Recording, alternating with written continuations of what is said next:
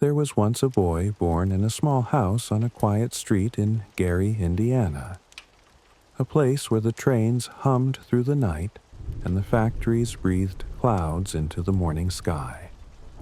His name was Michael Joseph Jackson, and even before he could speak in full sentences, the world seemed to hum around him, as if waiting for the sound of his voice.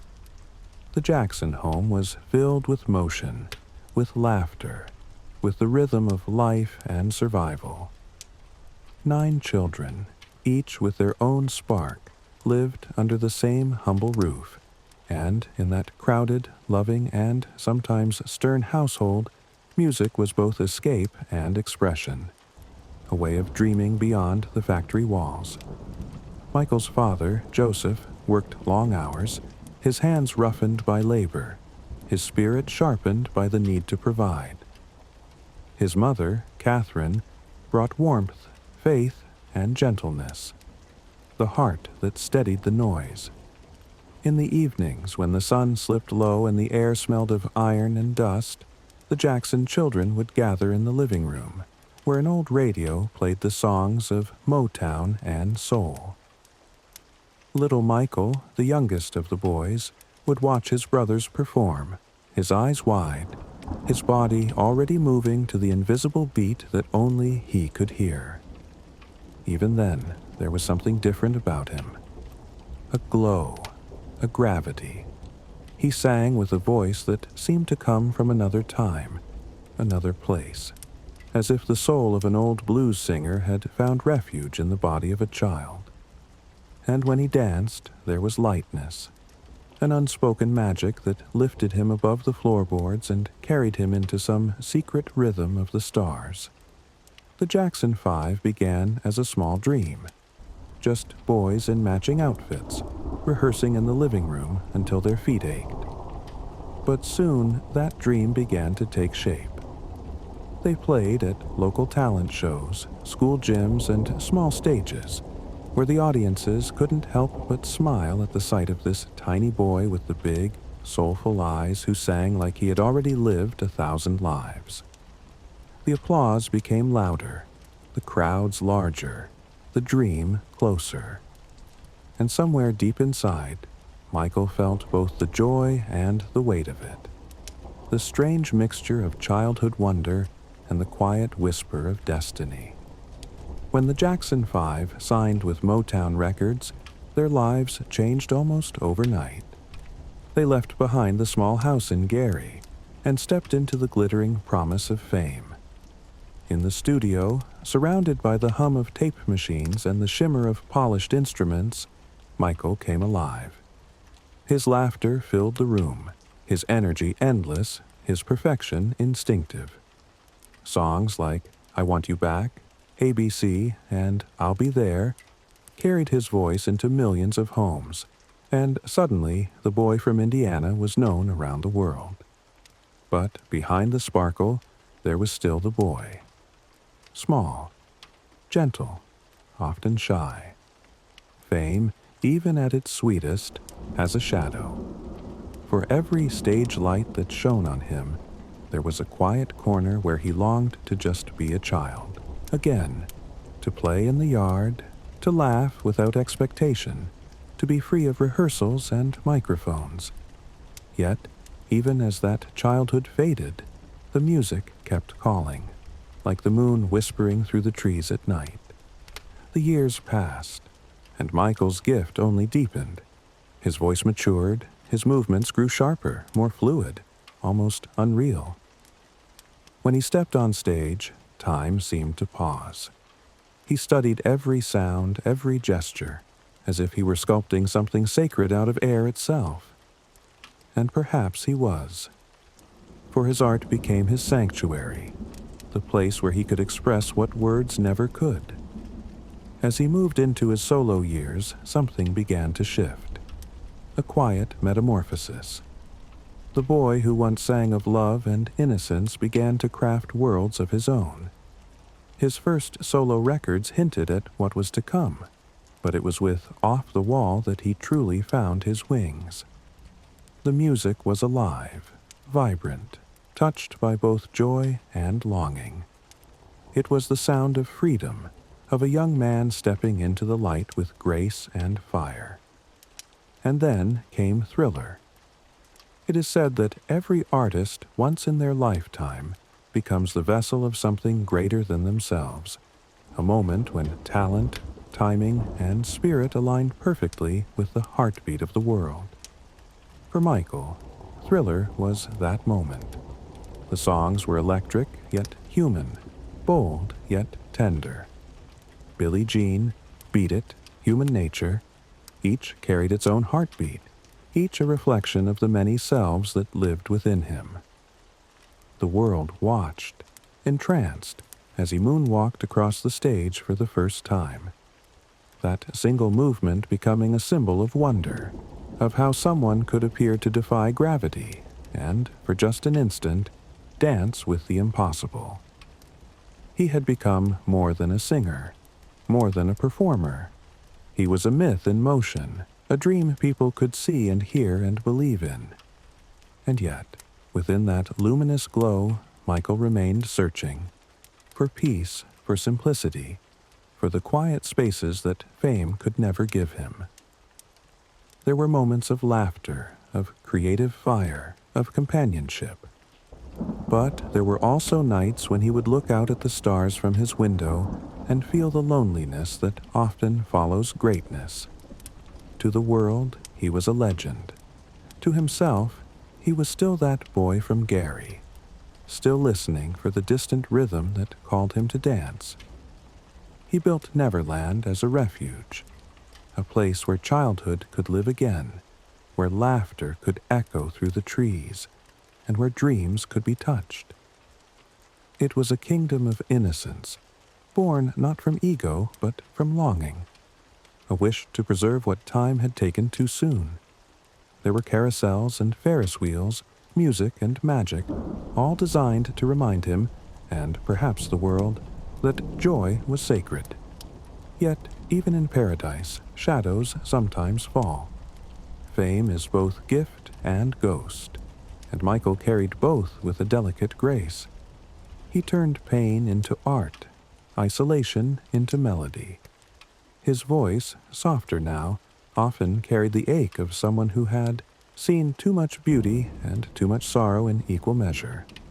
And still he gave, endlessly, to children, to causes, to strangers.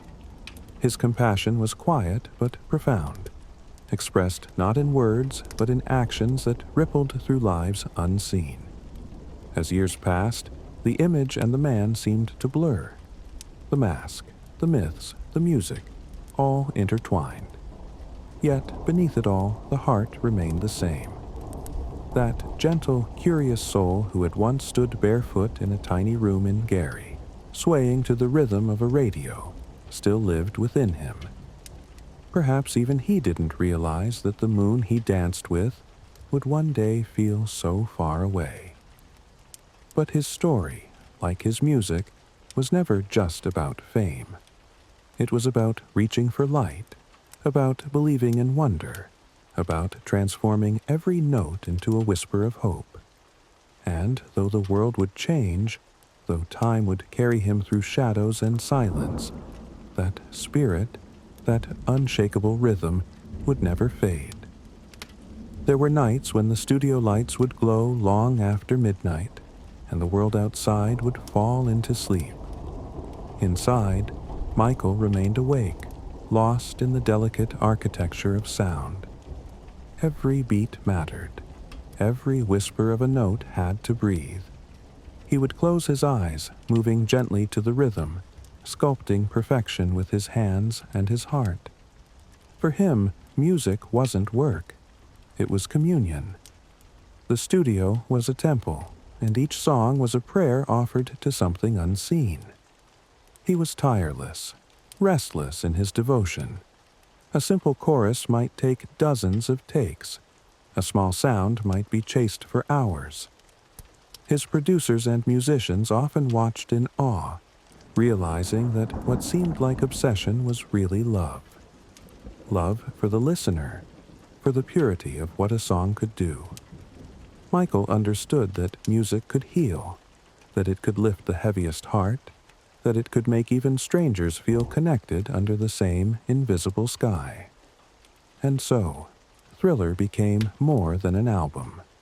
It became a heartbeat that echoed through every radio, every television, every room where people danced or dreamed. When the short film for Thriller was released, it wasn't just a video, it was a revolution. People gasped, laughed, and watched again and again as Michael turned the cinema into rhythm. The red jacket, the midnight dance among the shadows. It was both haunting and exhilarating. In that moment, he blurred the line between artist and legend, between man and myth. Yet for Michael, even at the height of his triumph, there was always a whisper, a reminder that fame was a fragile companion. The cheers of millions could not fill the quiet that came when the lights went out. He longed for normal moments, for laughter that wasn't watched, for love that didn't echo. He would write in his journals, soft words about kindness, about wanting to make the world better. In those pages, the world saw not a superstar, but a man who simply wanted to heal the wounds he felt around him, and within him. When he performed, something happened that cannot quite be explained. There was a stillness before the first note, an inhale that seemed to unite every soul in the room. And then, as he began to move, time dissolved. He glided, turned, floated, as if pulled by the tide of some celestial rhythm.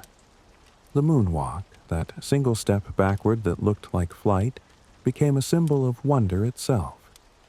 It wasn't just a dance. It was the embodiment of mystery. People felt as though they were watching gravity lose its hold for a heartbeat. And perhaps in that second they were. After Thriller, the world expected the impossible. And somehow, he delivered it again. Bad arrived. Sharper, stronger, more defiant. The boy who once sang of tenderness now sang of strength. His voice carried a new fire, his movements more deliberate, his messages more personal. The music videos became short films, filled with color and conviction. He wore leather and light, standing tall against the storm of expectation. Yet beneath the surface, the same soul remained, the dreamer, the child who still believed that every song could change something. He was surrounded by fame, yet often isolated within it. Friends came and went, faces blurred by flashbulbs. But the art was always there. It held him, spoke to him, guided him. In quiet moments, he would feed the animals at Neverland, watch them move in their gentle innocence, and smile. They asked for nothing but care, and he found peace in their silent trust. He filled the grounds with laughter, the laughter of children, the sound of joy that had once been taken too early. It was his way of restoring balance, of giving back what time had stolen. As the years unfolded, Michael became not only an icon of music, but of compassion. He gave to hospitals, to orphanages, to disaster relief efforts across the world. But more than the numbers or the headlines, it was his belief that love could heal that mattered most. He often spoke of it, in soft tones, almost like prayer, that love was the answer to everything. He truly believed it, even when the world around him often forgot. There was something ethereal about the way he moved through time. He seemed both ageless and ancient, a man forever caught between innocence and wisdom. The more he gave, the more the world demanded. And yet, he continued, almost as if driven by a divine rhythm that only he could hear. When he stepped on stage during the Dangerous tour, there were moments of pure transcendence. The lights, the sounds, the crowds, all blurred into a single heartbeat. He would stand completely still for nearly a full minute, the audience roaring, trembling, waiting for the smallest movement. Then one turn of his head, one wave of his hand, and it was as though an entire world exhaled at once. It wasn't performance anymore. It was communion. In those vast stadiums where oceans of people swayed like tides under his voice, Michael seemed both surrounded and utterly alone. He often spoke of the paradox, how he could feel so connected to millions and yet so distant from simple companionship. Fame had given him the world, but taken away the quiet of being unseen. Yet he carried no bitterness. He chose instead to fill the silence with creation, music that shimmered with hope, with messages of unity, of healing, of the fragile beauty of humanity.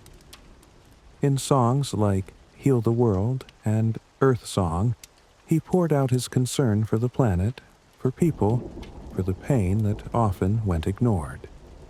These were not just songs, they were lullabies for a wounded earth. He wanted to remind everyone that love was still possible, that kindness could still grow in the cracks of a broken world. His voice during those years carried a softness like a sigh between stars. It could swell with passion, tremble with grief, or lift into an angelic whisper. Every performance was a confession, every lyric a fragment of his inner world. And though he often smiled for the cameras, those closest to him knew he carried a tender sadness, the kind that belongs to those who feel too deeply. There were moments of peace, of laughter that felt real and unguarded. But there were also days of fatigue, when the world's noise grew too loud. Through it all, he kept creating, melodies that shimmered like water, rhythms that pulsed like heartbeats. His art became his anchor, his sanctuary, and in every note there was still the boy who once listened to Motown on a cracked radio in Gary, who sang not to impress, but to express. Even as the world changed around him, even as time carved its lines and lessons, that boy never left.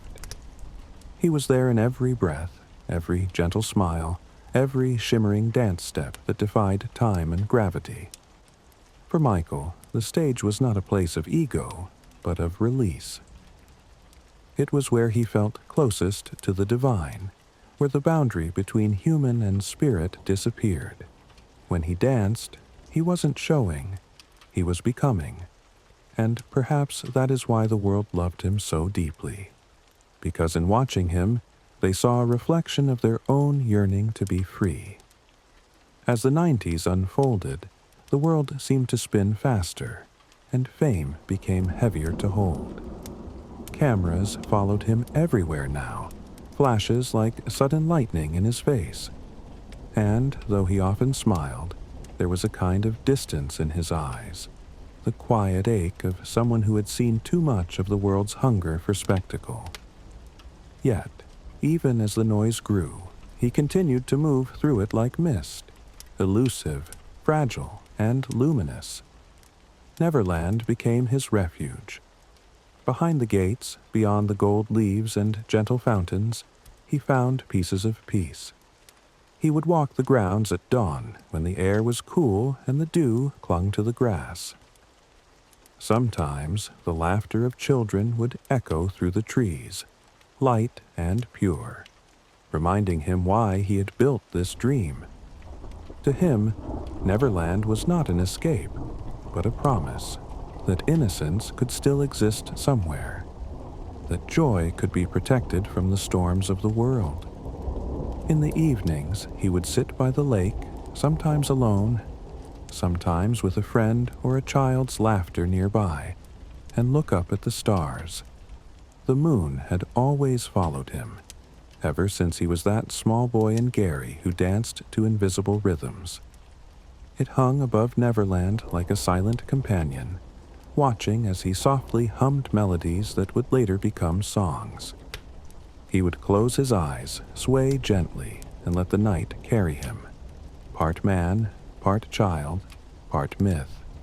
His music during this time took on deeper shades of emotion. Black or white became a call for unity, a declaration of oneness that crossed every boundary. Remember the time shimmered with nostalgia and love. Will you be there, whispered of longing, of the simple wish to be understood. Each song carried a piece of him, his hope, his tenderness, his quiet yearning for connection. The rhythms might have been bold, but the heart within them was always gentle. He would speak sometimes about how he didn't create his songs, but found them, that melodies came to him like whispers from the divine. He believed he was a vessel, that his duty was to catch those fragments of light and turn them into music before they drifted away. Perhaps that's why his songs seemed timeless, as if they had always existed, and he had merely opened a door for them to enter our world. There were moments when he returned to the stage, and once again the world held its breath. The lights dimmed, the audience became a sea of expectation, and Michael would stand perfectly still, a silhouette in the half-light. That stillness was its own kind of poetry, as if he were communing with something larger, unseen. And then the music would rise, and he would move, not simply dancing, but channeling. Every turn, every glide, every heartbeat of rhythm became a story told through motion. He was often called a perfectionist, but perhaps that word was too small. What he sought wasn't perfection, it was transcendence. He wanted to touch the divine through art, to remind people that beauty could still exist in a world of chaos. Even when his body was tired, when the endless tours drained him, he gave more than anyone expected. On stage, he was eternal, weightless, glowing, almost celestial. Away from the lights, he sought something simpler. He loved to paint, to draw, to sit quietly and watch movies. He wrote poetry, gentle, introspective lines about love, about children, about the earth. His words were often filled with gratitude, despite the struggles that came with his fame. He once said that he wanted to be remembered not for his records or awards, but for how much he loved, for the way he tried to give joy. The press and public could be unkind, spinning tales that bruised the tender spirit he tried to protect. Yet, even when wounded, he rarely spoke harshly. He would retreat into his music, into creativity, turning pain into melody, sorrow into movement. His resilience was quiet but astonishing, a delicate strength that came from believing in something larger than himself. When he released History, the album felt like both reflection and revelation. It carried his defiance, his vulnerability, his faith. Songs like Stranger in Moscow captured loneliness in haunting beauty, the sound of rain on glass, of a soul wandering through the noise of fame. And yet, within the melancholy, there was always a pulse of hope. He never stopped believing in redemption, in love's power to outlast cruelty. Michael often said he felt closest to God when he was creating, when he was performing. The stage, for him, was sacred ground. He would pray before shows, asking for strength not for himself, but to move others, to heal through sound and motion. When people wept during his concerts, it wasn't just fandom, it was recognition. They saw in him the reflection of their own longing, their own desire to rise above the weight of life. As years passed, time left its fingerprints on him as it does to all. But there was still a spark, that eternal child who saw wonder in everything. He loved magic, surprises, stories. He would often say that we should never lose our sense of play, that it was the key to creativity, to happiness. Perhaps that is what made his art so alive. It came from a heart that refused to stop dreaming. He spoke softly, always softly, even when speaking of pain. "I want to bring light," he once said, "to remind people of the beauty inside them." And in many ways, that is what he did. Through the smallest gesture, through a song hummed under his breath, through a hand extended toward the audience as if blessing them with his warmth. In the quiet of Neverland, there were also shadows. The solitude that fame brings, the misunderstandings, the endless gaze of the world that rarely looked with compassion. But even then, he continued to create. Invincible arrived, his final studio album, filled with songs of love and endurance. It was a message that he was still here, still singing, still believing. In those later years, he spoke more often about legacy, about what remains after the music stops. He wanted his art to be a force of unity, a bridge across time and difference. And though the world often misunderstood him, those who truly listened heard the truth, that every note he sang was a plea for peace, a wish that love would outlast everything else. He began to plan for something new, a return to the stage, a final series of concerts that would celebrate not just his music, but his message. "This is it," he called it, as though he knew the phrase carried both excitement and farewell. The rehearsals were electric, his voice strong, his movements still otherworldly. Those who watched him then spoke of how alive he seemed, how determined, how luminous. It was as if the boy who danced with the moon had found his rhythm again, ready to share it one last time. And then, suddenly, the music stopped. The world awoke to silence, that strange, unbearable quiet that comes when a great light goes out. For days, people stood in streets and living rooms, unable to speak, listening to his songs through tears. It was as though the earth itself had paused to mourn. But even then, even in the heartbreak, there was beauty. Because everywhere, from cities to small towns, people remembered. They played his music not in sorrow, but in gratitude. Because his songs had been the backdrop to their lives, the sound of first loves, of hopes, of childhoods now far away. Michael had left, but he had also stayed, in every rhythm, every melody, every gentle whisper of his voice. The moon he had danced with still shone, quietly, tenderly, as if keeping him close. The days that followed his passing were unlike any other in modern memory. Across continents and oceans, people gathered, some in silence, some in song. Candles flickered in doorways, flowers blanketed the gates of Neverland, and radios everywhere played those familiar chords that once lifted the world. For many, it felt as if a part of their own past had faded with him. For others, it was a quiet awakening, a realization of how deeply one person's music could touch so many hearts. But perhaps, in some secret way, Michael had prepared for this. He had always lived close to the edge of the ethereal, as if aware that life was both fleeting and eternal. His songs had long been filled with echoes of eternity, of souls finding peace, of love outlasting loss. So, when the news spread and the world stood still, it felt as though his music had already written the requiem. There was grief, yes, but there was also light. The kind of light that flickers gently after a candle has been blown out, still glowing, refusing to disappear. In the quiet that followed, people began to remember the small things. The way his laughter would burst unexpectedly, light and childlike.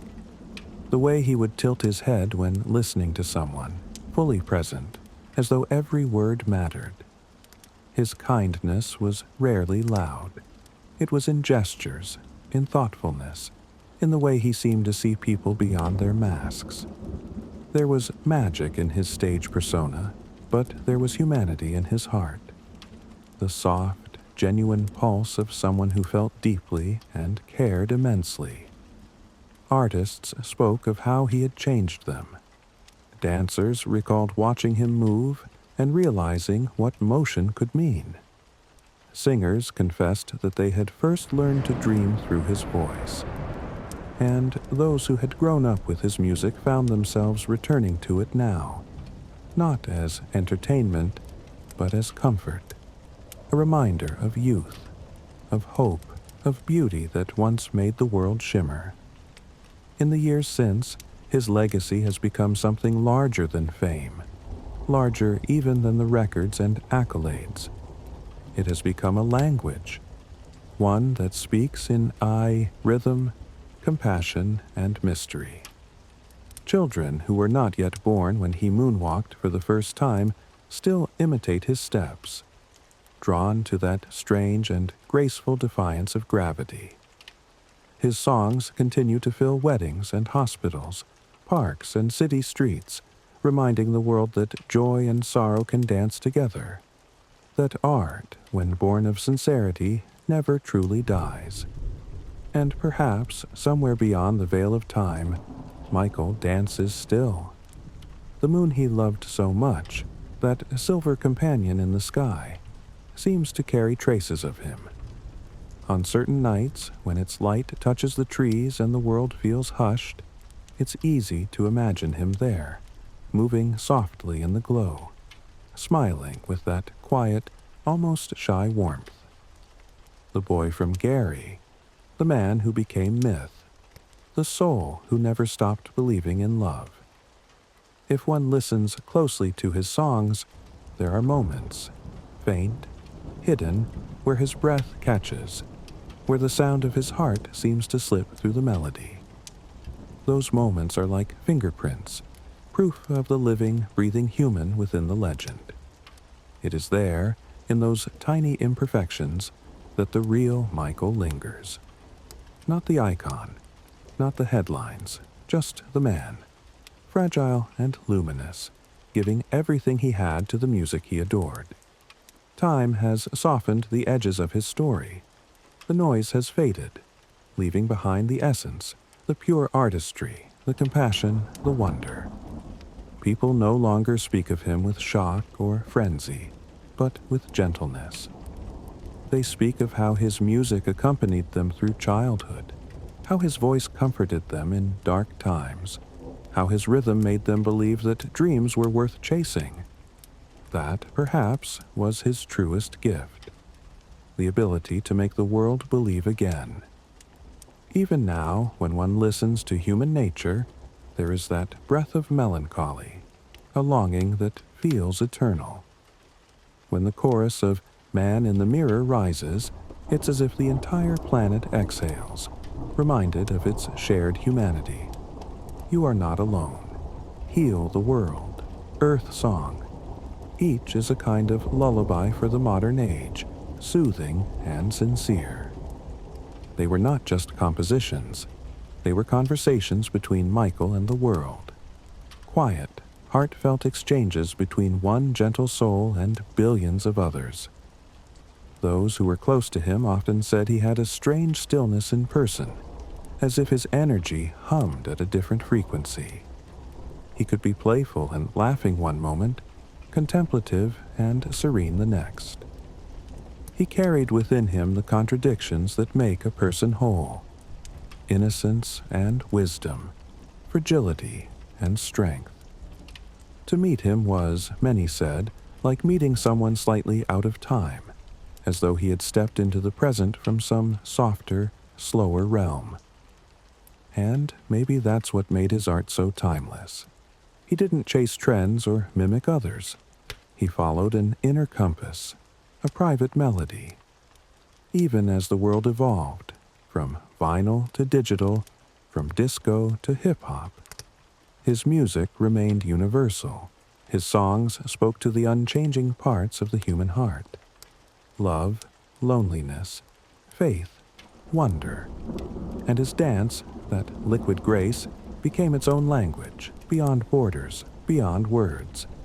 In the years after his passing, tributes blossomed everywhere. Murals, concerts, quiet memorials in parks. But perhaps the truest tributes were not public at all. They were private moments, a song played late at night, a dance step attempted in a kitchen, a tear shed at the sound of his voice. In those small gestures, his spirit lives most purely, because that is where he always lived best, not in spectacle, but in intimacy. There's a gentle irony in his story. The man who was seen by billions often longed for invisibility. The boy who grew up on stage longed for the simplicity of a backyard. And yet, through that longing, he gave the world something unmatched. An art that feels both vast and personal, like a whisper that carries across oceans. His was the sound of light meeting shadow, of innocence surviving the storm. Sometimes, when people visit Gary, Indiana, they look for the small house where it all began. It still stands, modest, quiet, almost dwarfed by the enormity of his legacy. But standing before it, one can feel something familiar. Perhaps it's the echo of laughter from long ago, or the ghost of a melody carried by the wind. It's a reminder that even the grandest dreams can begin in the humblest places. That greatness often grows from small rooms filled with love and the courage of a child who dared to sing. In that sense, Michael Jackson's life remains a story not of tragedy, but of transcendence. A story of how art can lift a person beyond circumstance, how belief can turn pain into beauty, how one voice can ripple through generations. The moon he danced with continues to shine, watching silently as his music drifts through the airwaves into bedrooms, cars, and hearts. And if you listen long enough, as you drift towards sleep, you can almost hear it, the faint rhythm of his footsteps on some unseen stage, keeping time with the stars. You can feel the tenderness in his voice, the humility in his gift. He reminds us, still, that wonder is never lost, that kindness endures, that even the most fragile hearts can leave eternal light behind. In the stillness of the years that followed, the world began to see Michael in a different light. The noise had quieted, the headlines had faded, and what remained was the music, the pure, unfiltered sound of one human being reaching for the stars. His voice, so instantly recognizable, became a kind of comfort. It was no longer bound to time or place, it had become eternal. People began to understand that his story was not just about fame or performance, but about the fragile beauty of creating something pure in an imperfect world. When we listen now to his songs, they feel like time capsules, each one holding a fragment of his heart. There is the childlike laughter of ABC, the raw ache of She's Out of My Life, the fierce rhythm of Beat It, and the angelic tenderness of Heal the World. They are not just songs. They are emotional fingerprints, traces of a soul that refused to stop giving. His catalog is vast, but every melody carries the same essence. A longing for connection, a belief in goodness, a plea for understanding. There's something deeply human about that longing. Perhaps that is why his art continues to resonate. In a world that often forgets how to feel, his music reminds us. It reminds us to love without conditions, to move without fear, to believe in the impossible. Michael was always trying to remind people of their light, even as he struggled to protect his own. For those who knew him, or even stood near him for a brief moment, the memory of his presence remains vivid. He had an energy that was almost unearthly, gentle but electric. People would say it was as though he glowed from within, as though something divine passed through him when he spoke or smiled. Yet he never acted like a god. He spoke softly, often with humility that disarmed those expecting grandeur. Fame had made him mythical, but he remained at his core tender, sometimes shy, often thoughtful, always kind. He loved to surprise people with small acts of generosity, a quiet donation here, a visit to a hospital there, done not for the cameras, but for the joy of giving. He believed deeply in the power of children, not just as symbols of innocence, but as teachers. He saw in their laughter the truth that the adult world often forgets. Children show us how to dream, he once said. They remind us how to love without limit. And perhaps that is why he was drawn to their company, not to escape reality, but to return to it, to remember the world before it learned cynicism. As the years passed, and generations grew up with his music, the shape of his legacy changed. Young artists spoke of him as inspiration, not as myth. They studied his timing, his phrasing, the way he made movement look like breath. Some said that no matter how advanced technology became, no digital perfection could match the soul in his voice. That slight tremor, that breath between words, those were human, and that humanity was his true genius. His music became a bridge between eras, between genres, between people. Rock fans, soul fans, pop fans, they all found something of themselves in him, and even beyond music, his vision shaped art, fashion, performance. The glove, the fedora, the smooth criminal's lean, they became symbols not just of style, but of imagination itself. He taught the world that art could be both dazzling and sincere, both larger than life and deeply personal. But what lingers most, beyond the rhythm and spectacle, is the tenderness. The way he sang about love, not as romance, but as something spiritual, all-encompassing. His songs often carried the ache of loneliness, yet they always reached outward, as though calling to every heart listening. In that way, he became a companion to millions, a voice for those who felt unseen, a light for those lost in darkness. It is said that when an artist dies, their work begins to speak even louder. And for Michael, that has proven true. The world that once judged and questioned him now listens differently. The focus has shifted from the noise of fame to the beauty of creation. People realize now how much of himself he gave, how deeply he believed in the sacredness of music. It wasn't just entertainment for him. It was a way of healing the world, one song at a time. There are moments now when one hears his voice unexpectedly, in a store, on a car radio, through the open window of a passing car, and something stirs inside. A soft ache, a smile, a memory. It's as if the sound of him unlocks something gentle within us, something we thought we'd forgotten.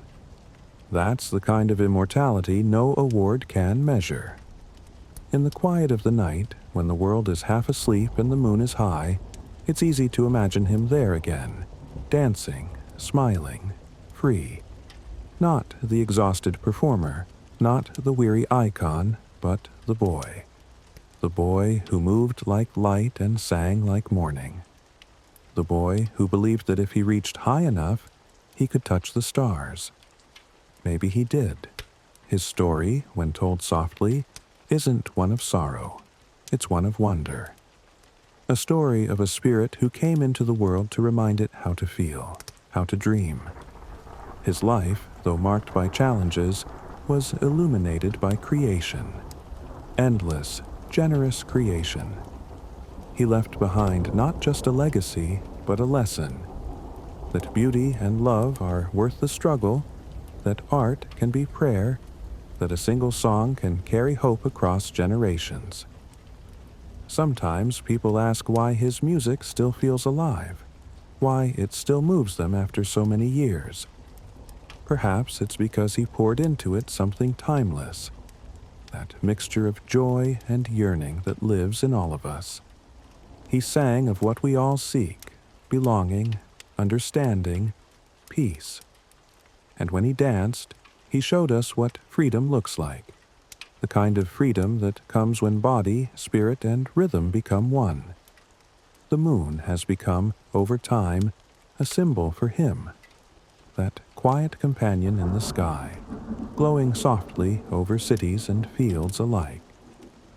People look up and think of him, of that one magical step that defied gravity and made the world gasp. But the truth is, the moon was never above him. It was beside him, a partner in his quiet rebellion against the ordinary, a mirror reflecting his endless light. There's a gentleness to how his story continues now. New generations discover him not through the noise of his fame, but through the purity of his art. Children watch him dance on old screens and laugh with delight, as though seeing magic for the first time. His spirit somehow still teaches, still invites the world to look inward, to believe again in kindness and creation. And maybe that's how he wanted it.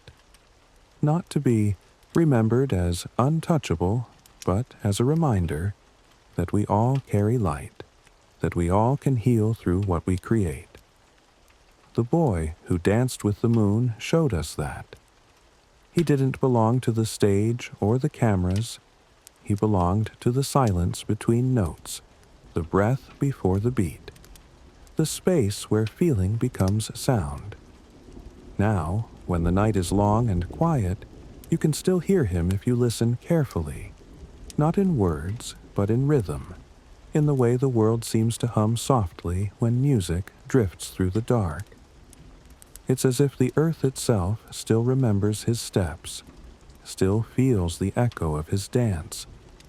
The years have turned, and the world has changed, yet somehow Michael remains everywhere, not as a presence that demands attention, but as a gentle hum beneath the surface of things. His music flows quietly through cafes and cars, through headphones on long walks, through the speakers of children who are just learning what melody means. There is something almost ghostly about it, not haunting, but comforting, like a familiar scent that reminds you of something you can't quite name. His voice is still there, tender and shimmering, moving through time as if untouched by it. When people speak of him now, it is often with softness. The edges have blurred, the hurt has faded. What remains is gratitude. Gratitude for the way he made them feel. That spark of wonder, that swell of emotion, that belief that the impossible could be beautiful. It is rare, in any age, for an artist to make people believe again.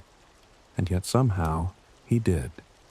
Perhaps because he believed so fiercely himself, not in fame or fortune, but in the pure power of creation. Michael had always said that music was his soul speaking. He didn't write songs simply to entertain.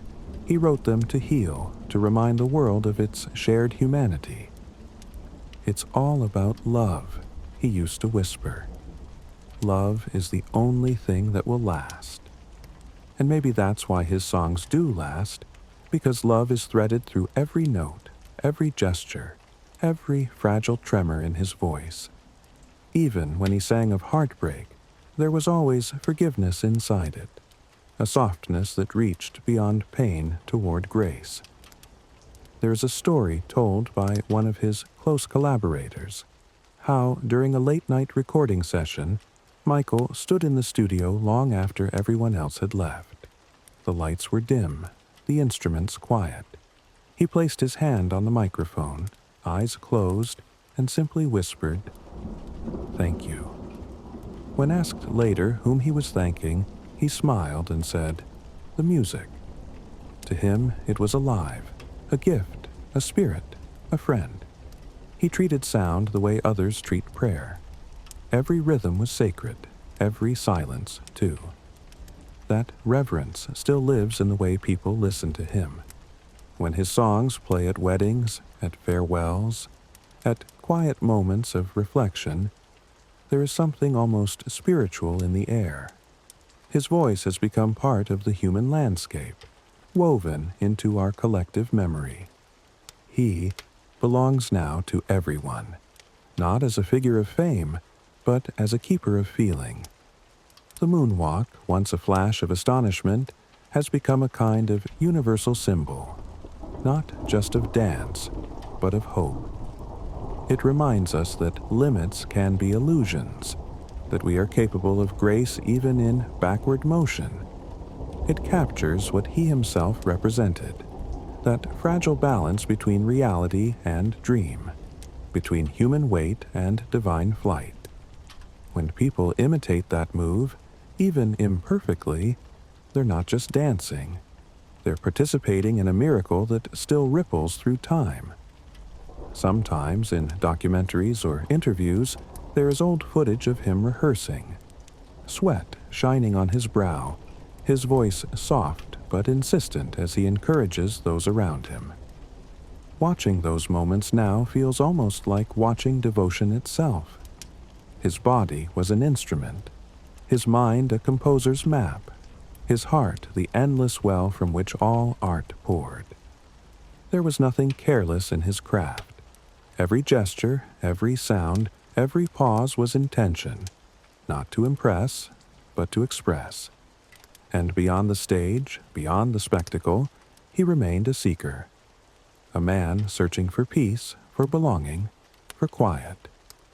He often said that the most beautiful sound in the world was laughter, especially the laughter of children.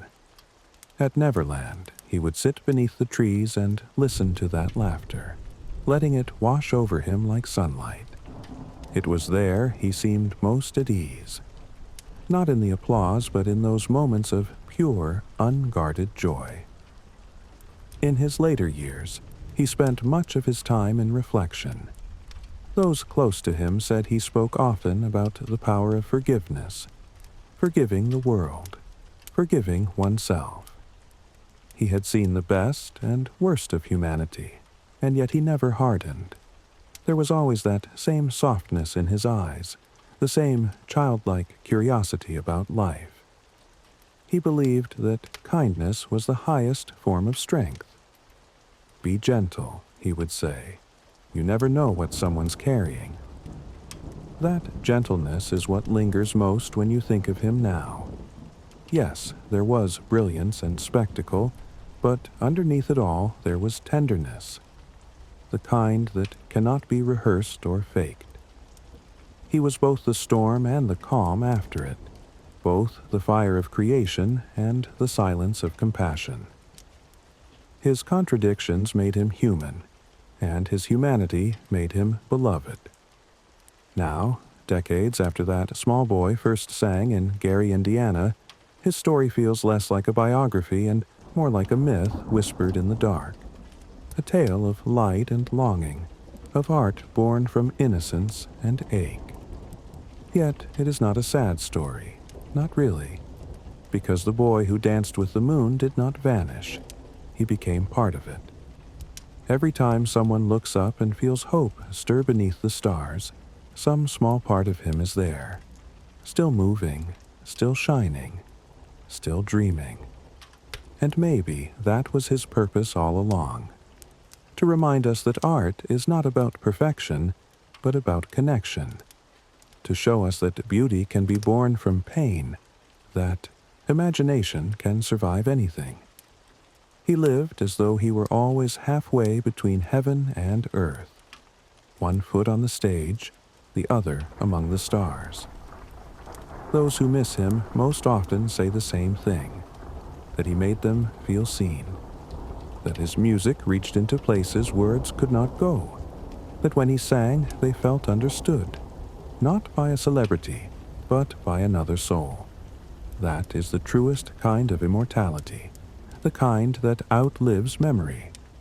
And so his story continues, not as an echo fading into the distance, but as a song that keeps finding new hearts to call home. Somewhere, right now, a child is learning the first steps of a dance he invented decades ago. Somewhere else, a lonely person is listening to "You Are Not Alone" and believing it. And in countless small ways, Michael lives again. In motion, in melody, in kindness. The moon he loved so much still glows night after night, casting its quiet light on the world he once tried so hard to heal. And perhaps, if you stand beneath it long enough and close your eyes, you might almost hear it. A rhythm in the air, faint but steady, like footsteps in silver dust. You might feel, for a moment, what he felt, that the world, despite its pain, is still full of wonder. For all his fame, all his legend, what he left behind was something simpler and infinitely greater. A reminder that love is the only thing worth chasing, that we can all, in our own small ways, dance with the moon. There is a particular stillness that follows great music, a hush that feels almost sacred. It is not silence exactly, but the quiet resonance of something that refuses to fade. That is what Michael left behind. Not absence, but vibration. You can feel it when a song of his begins, that shiver of recognition that runs through the air like the memory of a heartbeat. It reminds us that art, when born from truth, never ends. It lingers, reshaping itself through time, like moonlight rippling across generations.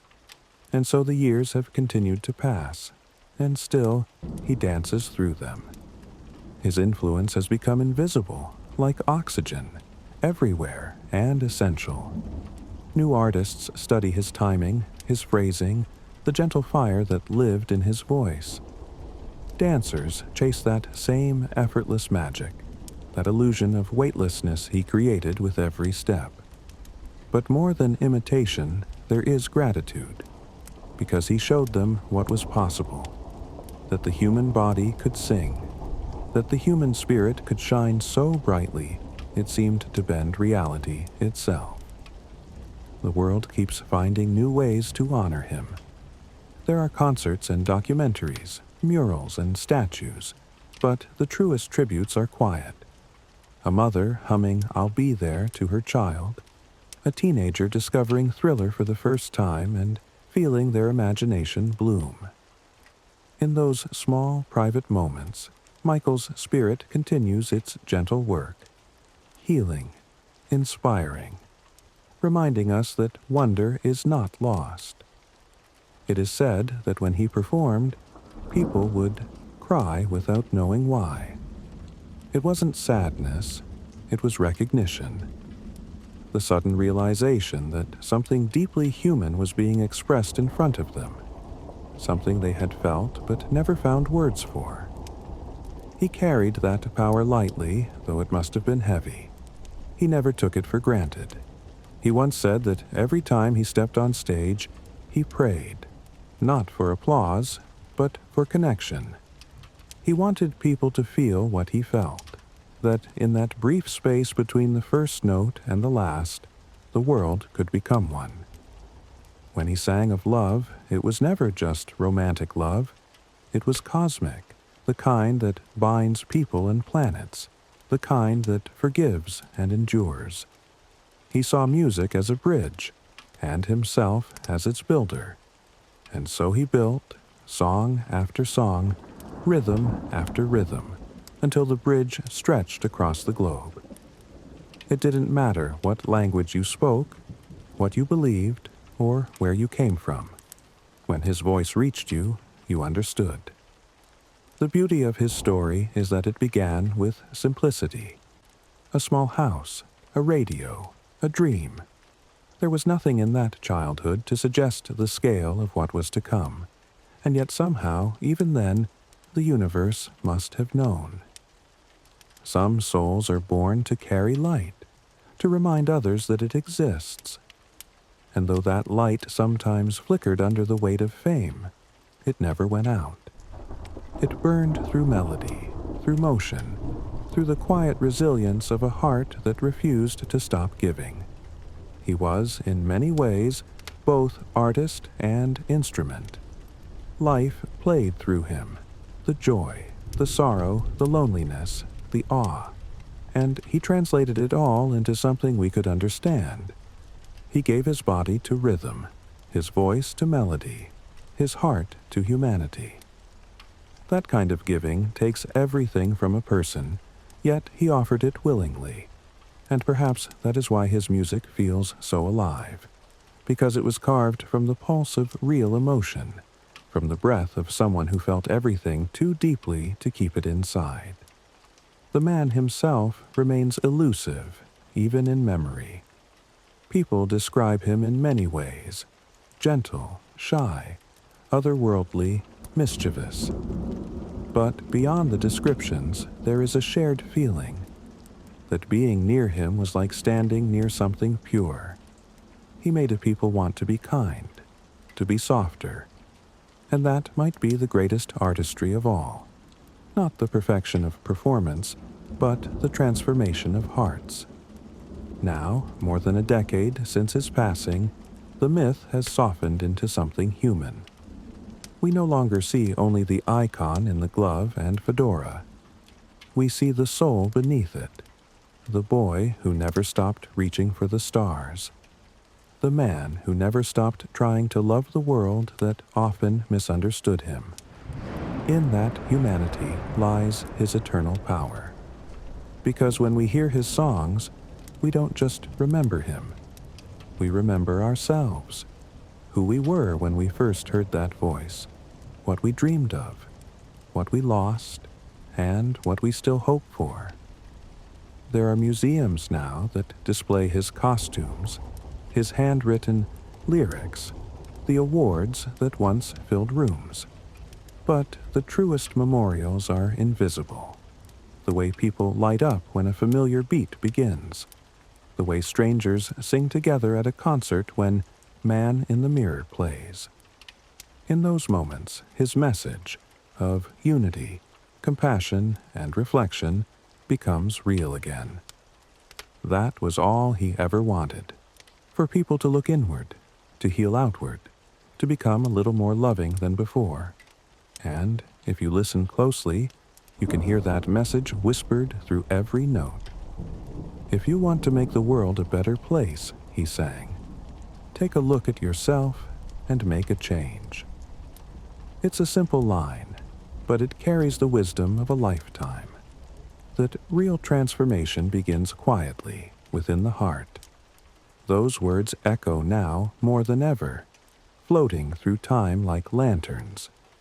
Sometimes at tribute concerts or gatherings, there's a moment when the lights go dim and the audience holds candles. The music fades, and for a few seconds, there's nothing but the soft glow of hundreds of tiny flames. In that glow, you can almost imagine him, smiling, bowing, whispering thanks. And maybe, somewhere beyond what we can see, he is still performing, still offering his light to the world. The story of Michael Jackson will always be told in many ways, through records, through memories, through myth. But beneath all the retellings lies something simple and sacred. A boy who loved music so deeply that he gave his entire life to it. And in doing so, he gave the world a gift that will never end. When we close our eyes and let his songs carry us, it feels almost like dreaming. A dream we all share, where love is the rhythm and hope is the melody. And as the final notes fade, what remains is peace. Because his journey, with all its brilliance and sorrow, leads us to a single truth, that beauty, once created, is eternal. The moon still hangs quietly in the night sky, silver and watchful, as it has for millions of years. Somewhere beneath its glow, someone is learning to dance, tentatively at first, then with joy. The rhythm carries them, as it once carried him, and perhaps, if we listen close enough, we can hear them both, the boy and the moon, still dancing together across time. There is something almost sacred about endings. They carry not just the weight of what has passed, but the quiet grace of what remains. In the years since Michael left this world, time has smoothed the sharp edges of grief into something softer, a lingering warmth, a candle that never quite burns out. His story, once bright with sound and color, has settled into a kind of eternal hush. It is not silence, but serenity. The music still plays, the moon still rises, and his spirit, somehow, still moves. Every generation finds him anew. Children born long after his passing discover his videos and gasp. Not at the spectacle, but at the feeling. That pulse of wonder, that ache of beauty. They see the boy twirling across a stage decades before their time and sense, instinctively, that they are witnessing something true. It's as though the heart recognizes him before the mind does. That is the nature of timeless souls. They don't belong to one era. They belong to all of them. If you listen to his later interviews, you can hear a man who had come to understand the fragility of life. His words were quieter, his pauses longer. He spoke often about love, about faith, about the importance of caring for the planet. There was a sense that he was always speaking to the future, to those who would come after him, hoping they might carry the message forward. His songs became more than art. They became instructions for compassion. Heal the world, he sang. Make it a better place.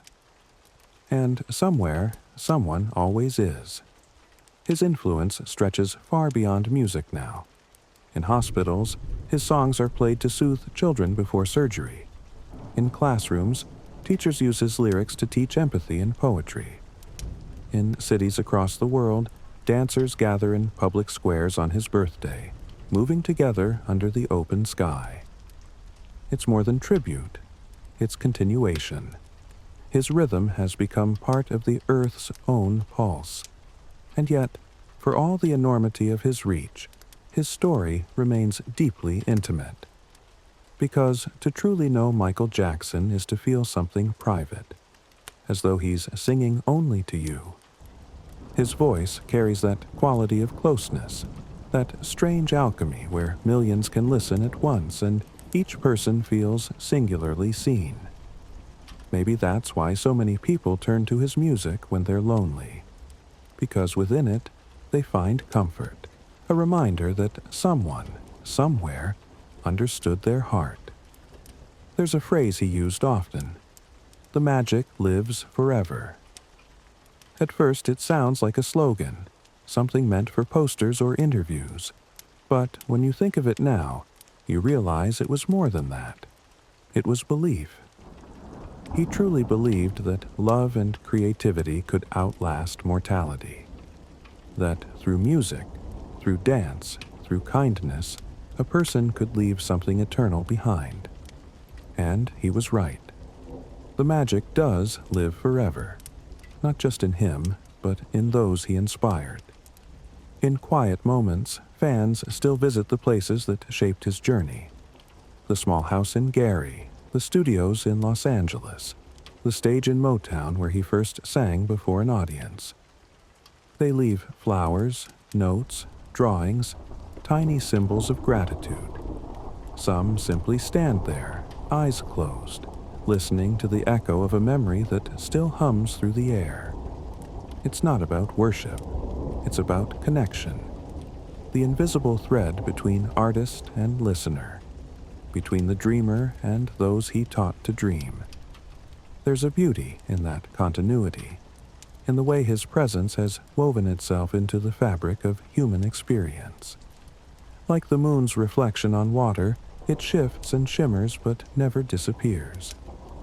He has become, in a way, part of the night itself. That calm, that glow, that invitation to look up and remember that there is more to life than the ordinary. If you listen to his later songs, cry, speechless. Heaven can wait. You can hear a man who had learned the bittersweet balance of joy and sorrow. There's wisdom in those melodies, the kind that comes from walking through both light and shadow. And in the softness of his voice, you can hear forgiveness for the world, for himself, for everything left unsaid. That forgiveness is his final gift, and perhaps his most profound. In the stillness of the night, his story feels less like a biography and more like a lullaby, one that soothes the restless heart. It tells us that it's okay to dream, even when the world feels unkind. That it's okay to reach, even when the sky seems far. That beauty, once created, becomes part of eternity, and that no matter how dark the night may be, there will always be music to guide us back to light. He once said, "When I dance, I become the music." It's a simple sentence, but within it lies the essence of his being. He didn't separate life from art or self from song. They were one and the same. To understand him is to understand that creation was his language, the way he prayed, the way he healed, the way he loved. And though he is gone, that language continues to speak softly across the world. If you close your eyes now and imagine him standing beneath the silver glow of the moon, you might see it. That small smile, that gentle tilt of the head, that effortless glide of his feet as they kiss the ground and lift again. The boy from Gary, still dancing, still luminous, still free. The world may have claimed him as a superstar, but the truth is simpler. He was a dreamer, and dreams do not die. And so his story ends not with an ending, but with a continuation, an echo that moves through time, touching those who need it most. The music still calls, the rhythm still flows, the love still reaches. In the quiet corners of the world, his light still flickers, guiding hearts home. Perhaps, in the great mystery of things, he never really left at all. Perhaps he is in the laughter of children, in the hush before a song begins, in the heartbeat of every person who ever dared to believe in something beautiful. Perhaps when we look at the moon, full and bright, watching us from its distance, we are seeing not just light, but memory. The boy who danced with the moon became part of it, and we, who listen, become part of him. Some stories do not end. They simply dissolve into the air, like perfume after a song. Michael's story is one of those. It lingers not in words or monuments, but in the subtle ways it changed how the world moves. Somewhere right now, a child is spinning in a living room, trying to copy that impossible glide across the floor. Somewhere else, an old friend hums along to "I'll Be There" and feels time rewind for just a heartbeat. It is in these ordinary miracles that he lives again. Not as a memory, but as motion. There is something profoundly tender in realizing that we are all part of his continuation. Each time we choose kindness, each time we create something beautiful just for the joy of it, we are answering the same call that moved through him. He used his voice to remind us that we were never meant to simply exist. We were meant to shine. And though the lights around him once burned impossibly bright, it was the quiet glow within him, the gentleness, the empathy that endures. He had once said that he felt the presence of God in the laughter of children. That was his sanctuary. Not the applause, not the spotlight, but the sound of joy untouched by expectation. To him, childhood was not just a stage of life, it was a state of grace, a reminder of what the heart can be before it learns to fear. And so, in his own way, he spent a lifetime trying to return to it, through play, through music, through generosity, not to escape adulthood, but to reclaim wonder.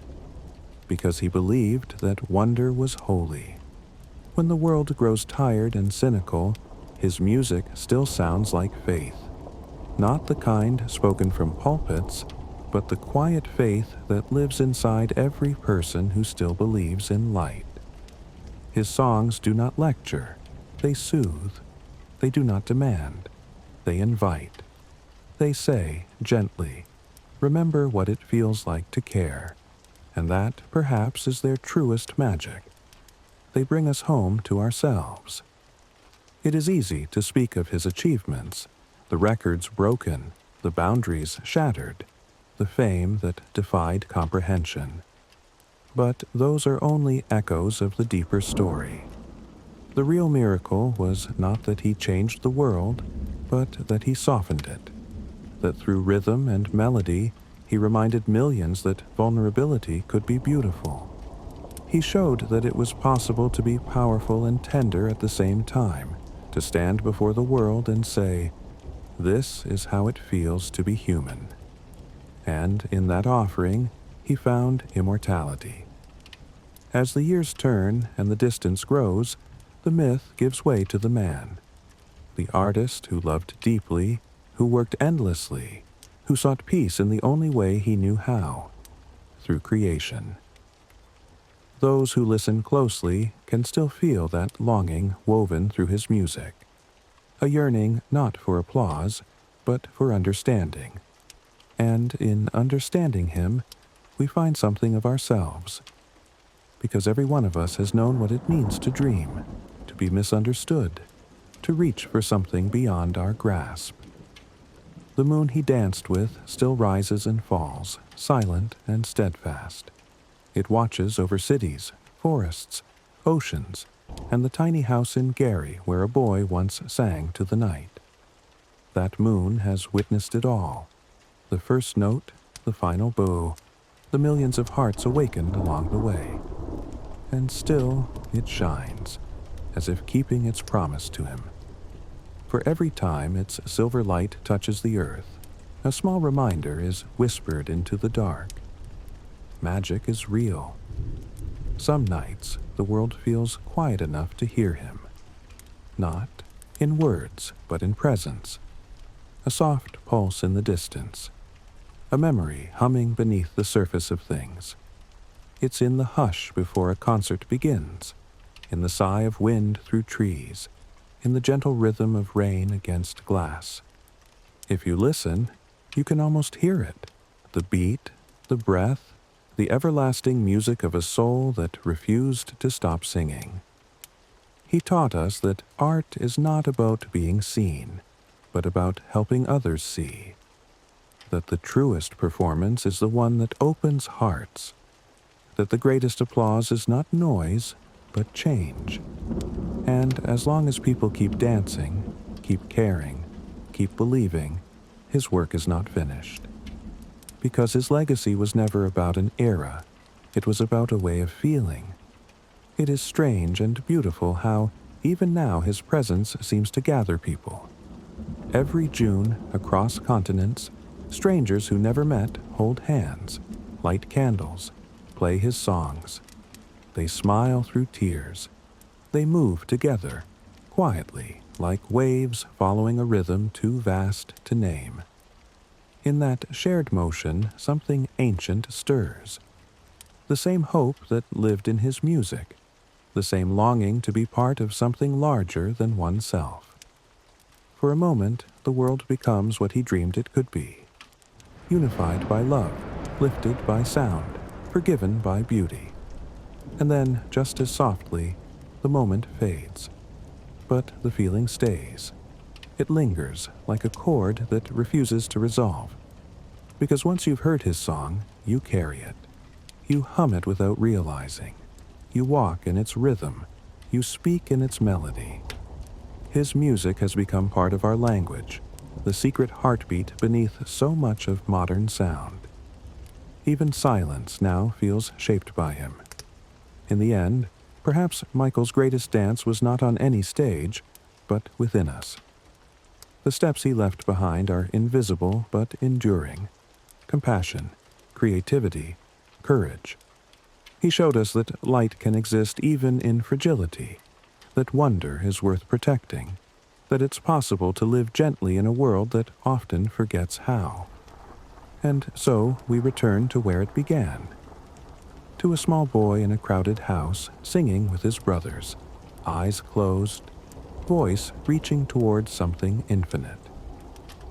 He could not have known then that the sound he made would circle the world, that it would comfort strangers decades later, that it would become a lullaby for generations. But maybe, even then, some part of him knew. Maybe he felt the moon listening and smiled. The night deepens now, and his song drifts softly through the quiet. A lullaby for dreamers, a rhythm for the heart. The story of the boy who danced with the moon has come full circle, settling at last into peace. And somewhere, beyond the stars, the boy is still dancing. Light as air, free as music, forever in motion, forever in love. The boy who danced with the moon and never stopped shining. The night has grown still now. The lights of cities shimmer like fallen constellations, and somewhere between them, Michael's voice drifts again, faint, eternal. It is the kind of voice that seems to exist outside of time, carrying both the laughter of youth and the wisdom of sorrow. When you listen, you can almost see him, a figure moving through moonlight, his steps slow and soundless, his face lifted toward the sky as though in conversation with the stars. Perhaps that is what he is now, a conversation, between past and present, between earth and air, between what was and what endures. His music has become the meeting place for all of it. And when we listen, we too become part of that exchange, part of the rhythm that keeps his spirit alive.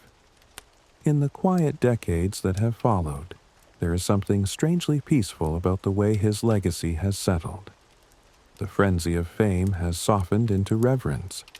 The noise has become melody again. What remains is essence, pure, luminous essence.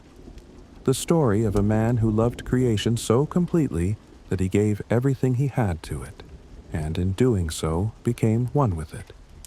He does not need to be remembered loudly. He simply needs to be remembered kindly. When people speak of him now, they speak of light, of the way he made them feel seen, of how he taught them that art could heal. For some, his songs were the soundtracks of first love. For others, they were the shelter during loss.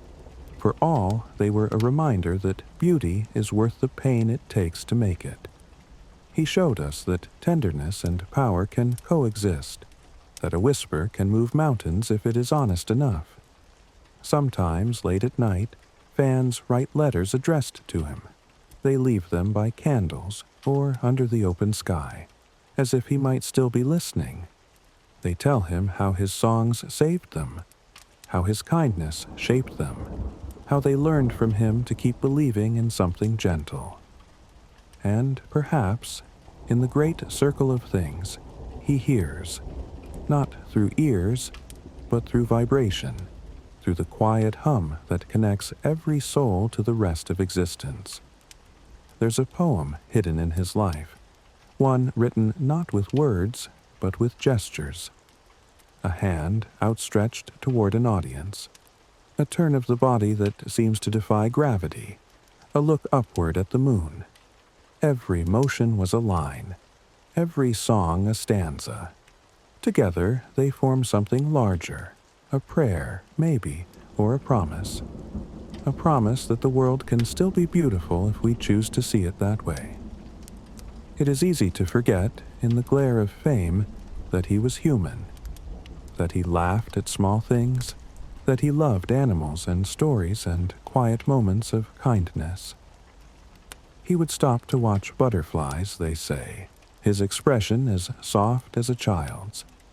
He found wonder in the ordinary, a trait that perhaps was his greatest strength, because to see wonder in everything is to live in constant gratitude. and that gratitude poured out of him in melody. When people ask how he should be remembered, the answer is not in numbers or awards, but in feeling.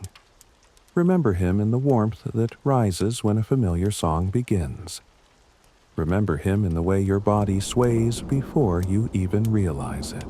Remember him in compassion, in the instinct to comfort, to forgive, to create.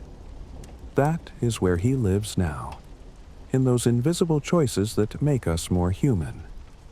He once wrote in his journal, "The meaning of life is contained in every expression of life." Those words feel like a map to understanding him. He was not trying to escape the world. He was trying to embrace it completely, to take its pain and beauty and give them back transformed. His gift was empathy. His language was rhythm. His message was love. As time moves on, the myth becomes softer, and the man becomes clearer. We see him not as a mystery to be solved, but as a soul to be cherished. His story reminds us that brilliance can come from the humblest beginnings, that vulnerability can coexist with greatness, and that even the most fleeting lives can leave eternal echoes. Now, as we reach the end of this journey, imagine the night sky once more. Endless, velvet, filled with distant light. The moon is full tonight, serene and watchful. Somewhere, its glow touches the ocean, and a silver path appears on the water. That path is his, the reflection of a life that moved with rhythm, that shimmered with feeling. It leads nowhere and everywhere, disappearing into the horizon where dreams begin. Perhaps this is how he wanted to be remembered, not as a statue or a legend, but as motion, as something living, breathing, changing. A song that never stops playing, even when the listener falls asleep. And so, as you close your eyes, you can let his story fade into that quiet. You can feel the weight of the world lift, just a little, carried by the same unseen force that once lifted him from the stage. There, in the gentle dark, you can hear it, that slow, steady rhythm. The heartbeat of a boy who danced with the moon, still echoing softly across time. His journey reminds us that the measure of a life is not how long it lasts, but how deeply it touches others. By that measure, his life was infinite, because the love he gave, through sound, through motion, through the fragile courage of sharing his heart, continues to grow. Each person who listens becomes part of the chorus, carrying his message forward in ways unseen. And in that way, the story continues, not in words or images, but in feeling. The kind of feeling that hums in the air long after a song ends, the kind that makes you smile without knowing why. That is where he is now, in the quiet that follows music, in the peace that follows tears, in the soft pull of moonlight that reminds us we are never truly alone. He was, and remains, a reminder of what humanity can be at its most gentle, a symphony of compassion and grace. And though the world may never see another quite like him, it doesn't need to, because he taught us that the light we saw in him has always been ours too. So rest now, dear listener. Let his melody cradle you as you drift toward sleep. Let the moon outside your window keep its silent vigil. The boy who danced with the moon has found his peace, and in his peace he left us our own. And somewhere, beyond the hush of dreams, music still plays. Soft, endless. A dance of love that never ends. There is a moment, just before sleep, when sound becomes memory, when the echoes of the day fade into something softer, and the heart begins to drift toward silence. It is in that moment that Michael's story truly belongs, because he was never just music or movement. He was a feeling, the tender hum that lives between a heartbeat and a dream. If you listen now, not with your ears but with your quiet self, you can still hear him.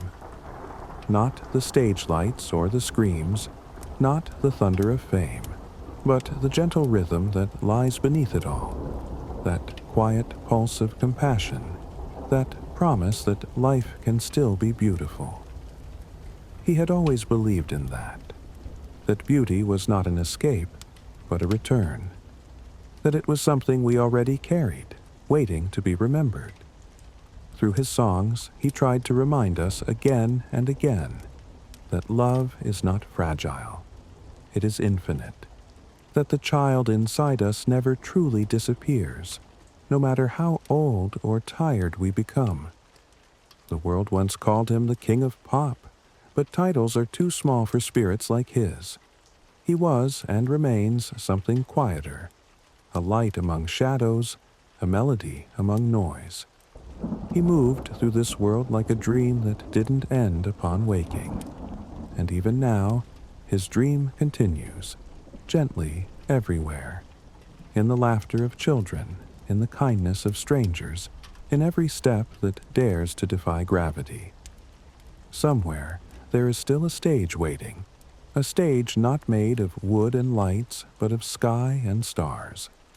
And on it, perhaps, he dances still. Not for applause, but for joy. Not for perfection, but for peace. He moves to the rhythm of eternity, his silhouette silver in the moonlight, his spirit as light as the music he left behind. And as he moves, the world moves with him. Every person who has ever been touched by his art, every tear that fell to one of his songs, every smile that rose with his laughter, they are all part of the dance now, because that was his secret. He never danced alone. He believed that life itself was choreography, that every heart had its own rhythm, and that the purpose of music was to remind us how to listen, not just to sound, but to one another. And so we listen still, our breathing falling into step with his, our souls swaying softly to a melody without end. The moon, his old companion, watches quietly overhead, its pale face glowing over oceans and cities alike. It has seen him in every form, the boy, the man, the artist, the dreamer. And now, it keeps watch over his legacy, pouring its gentle light across the earth as if to say, he is here. He has always been here. When you stand beneath that same moon, you are standing where he once stood.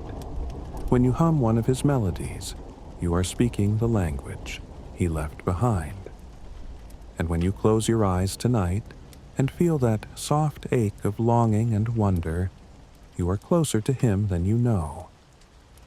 Because his gift was never just the music, it was the permission to feel, to be tender in a world that often forgets tenderness, to believe that imagination can heal, to remember that love, once shared, never disappears. So, rest now. Let the story settle in your heart like light upon still water. Let the rhythm slow, the breathing deepen, the day fade away. In this calm, you are part of his song, a small bright note in an endless symphony. He once sang, "You are not alone." And perhaps that was the truth he wanted most to leave behind, that in love, in art, in spirit, we never truly are. Even when the body is gone, the essence remains, woven into everything we touch, everything we dream. So, when you wake tomorrow and the sunlight spills across your room, carry a little of this story with you. Let it remind you to move with grace, to speak with kindness, to create without fear, because in doing so, you continue his dance. And somewhere, beyond the edges of sound and sleep, he smiles, knowing the rhythm goes on. The boy from Gary, the man who became music, the soul who found eternity in motion, he is still here, in every heartbeat, in every song, in every quiet act of love. The moon turns slowly, the world keeps time, and his melody drifts onward, soft as breath, steady as light, endless as love. The boy who danced with the moon is now part of its glow, and as you drift into dreams you can almost feel it. The faint shimmer of his footsteps across the stars, the sound of laughter echoing somewhere far away, the promise that beauty never really leaves. Sleep now, and let the music carry you. The story is finished, but the song goes on forever.